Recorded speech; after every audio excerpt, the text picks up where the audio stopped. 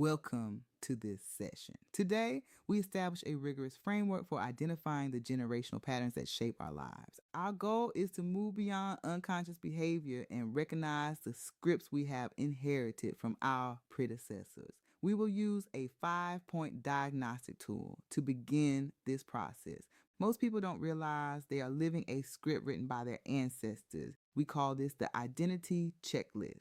By naming these patterns, we begin the process of breaking them. Let's look at the first two roles. Points 1 and 2 of our checklist focus on the roles we are cast in within our family systems, the favorite or the overlooked. We must critically examine whether our perceived self-worth is tied to being the favorite or if we have been structurally overlooked. Both are reactive roles in a generational drama that propagates through inherited expectations and burdens.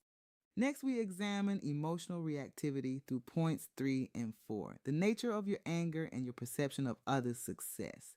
Is your anger a response to the present or an echo of a conflict your parents or grandparents initiated? Furthermore, does the success of others make your life feel like a failure? These are the indicators of an empty cup inherited from the past.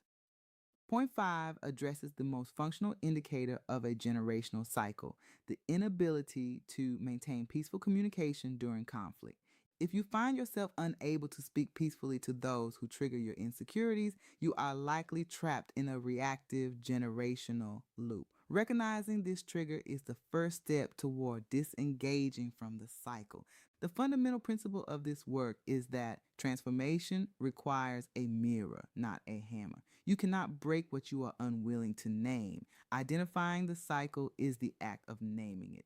Use this checklist to audit your heart and identify your category. Don't shame yourself for what you find. Use the data to pivot and begin the healing process. Remember, your past is not your permanent pattern. You can choose to be the one where the dysfunction stops. Audit your patterns, name them with the mirror, and change your legacy today. In our next episode, we transition from identification to the active healing process. Thank you for doing the work.